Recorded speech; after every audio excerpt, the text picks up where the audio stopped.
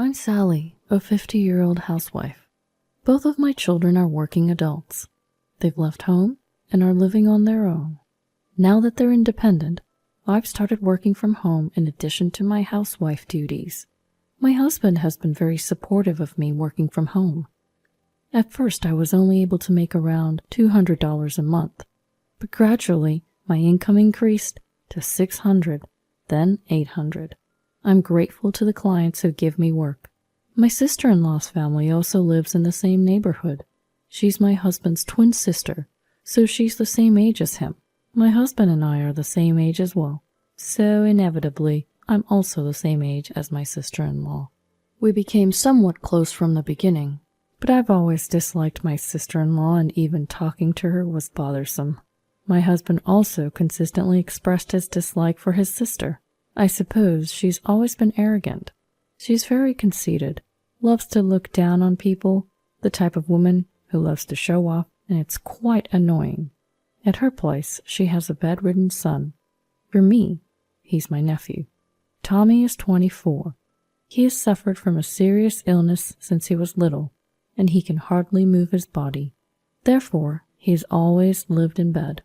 One day, my sister-in-law texted me. It was a snide and condescending text. "I'm going to be in Hawaii starting today. I booked a luxury hotel and I'll be enjoying a whole week there. Well, I guess you can't go, right? Because my poor little brother doesn't make much money.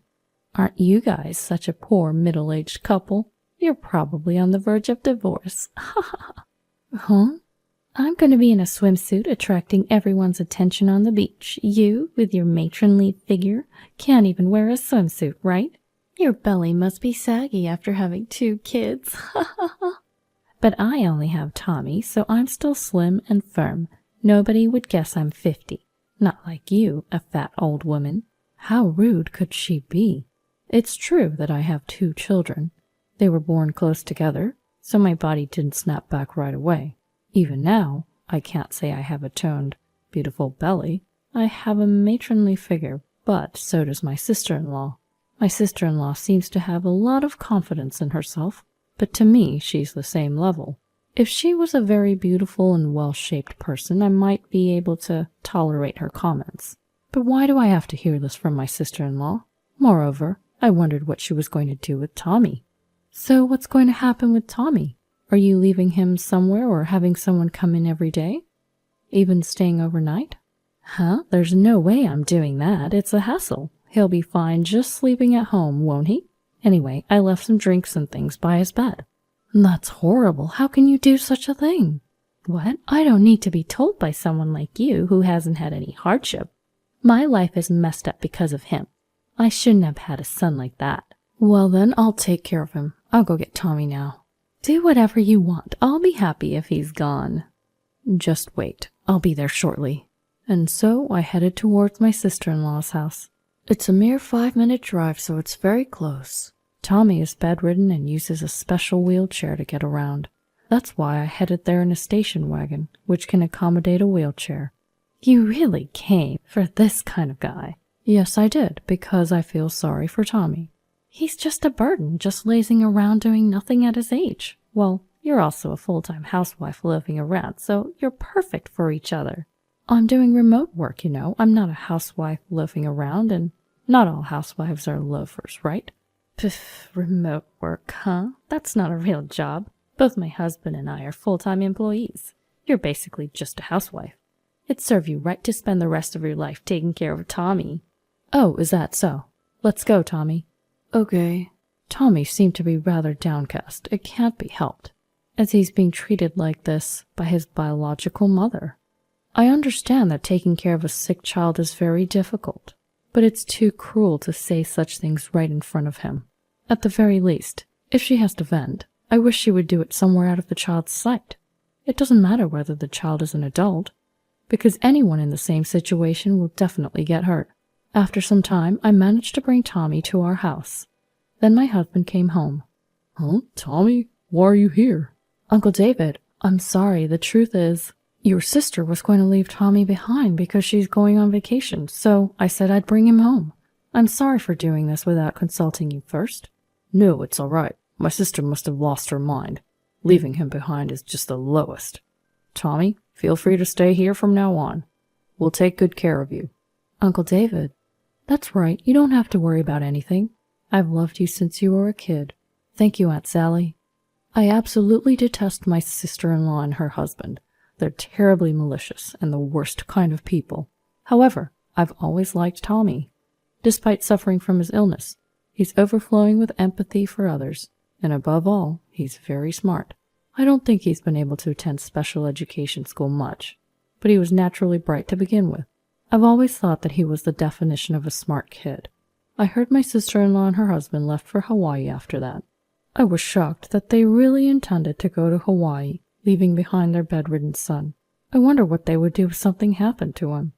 They wouldn't be able to come back right away." My husband was equally astounded.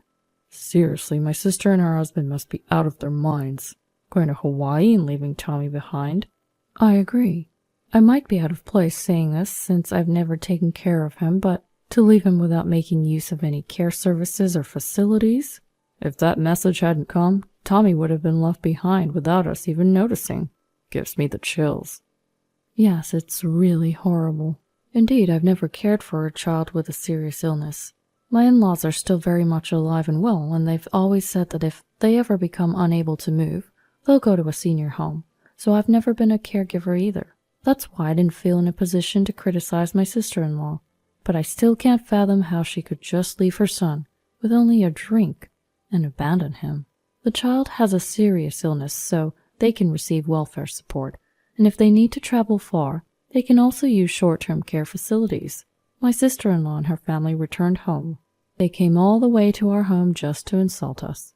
Here, this is a souvenir. It's perfect for you guys." "What's this?" "They're seashells we picked up at the beach. We have plenty, so we're giving some to you." "We don't want them." "Oh, really? You're rejecting my kindness. Would you prefer this driftwood then?" "We don't want any of them." "By the way, is Tommy doing okay? Not that I care about such a useless child." "That's cruel. How could you say such a thing about your own son?" "What? What do you know? It's just the worst, having given birth to him only to find out he has a severe illness. I want the money I spent on raising him back." "You can only say that because you don't understand how I feel, having lived for such a useless son." "Oh, really? So, about what you said before, about leaving him to us, you're fine with us adopting him then?" "Do whatever you want. Who in their right mind would adopt a child like that? Are you out of your mind?" "It's not crazy. I'm serious." With that, I closed the door. My sister-in-law and her husband left after that. My husband and I decided to adopt Tommy as our own, and so Tommy became our child. He had been shocked by being abandoned by his biological parents, but gradually he began to smile in our home. He is bedridden, but he can use his hands, so he freely used tablets and smartphones while lying down. One day, Tommy seemed very happy. "Look, my work is going to be published in a literary magazine." "What, a literary magazine?" "I've been writing novels as a hobby. Because I'm bedridden, it's the only thing I can do. It's a little embarrassing hobby, though." "There's nothing to be embarrassed about. It's a great hobby. Can I take a look?" "Yeah, this is the first one I wrote." I decided to read the short story that Tommy said he had written. It was very well done. It really hit home. "This is amazing. I can't believe how good it is. I can't really describe my feelings in words." "I just tried writing it on my tablet and it was surprisingly well received. So then I wrote a medium-length story. And this one too. This one got published in the magazine." "I see. I had no idea you had such a talent." I showed it to my husband as well. He, being an avid reader, was utterly impressed. "This is amazing. It feels like pure literature." "Yeah, I admire Fitzgerald and Hemingway. I also like Dostoevsky and Hesse." So that's why you wrapped it up like this. It gives off a somewhat melancholic feeling. The authors you mentioned, their works are indeed sorrowful or rather tragic." "Thanks. That's what I aim for." Thus, Tommy's novel was set to be published in hardcover. He chose to use a pseudonym as an author, Scott Wheel. He took Scott from F. Scott Fitzgerald and Wheel from Hermann Hesse's Beneath the Wheel. Soon, author Scott Wheel's book became a smash hit. It seemed to be selling out rapidly at bookstores.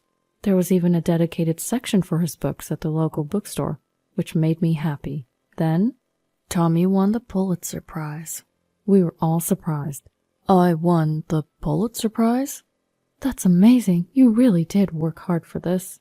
Oh, Tommy's wonderful talent has been recognized by the world. There's nothing more joyful.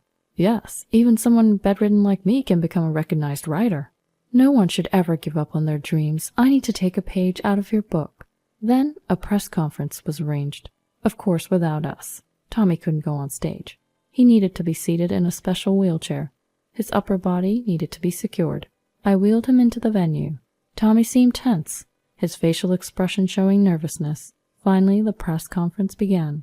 Tommy was in front of many flashing cameras. The live television broadcast began as well. I, Scott Will, am a bedridden author. Since childhood, I've suffered from a serious illness and spent most of my time in bed. However, reading books was my escape.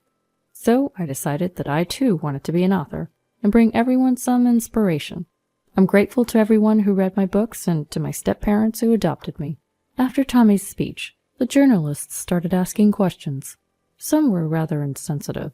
They probed about why he was adopted.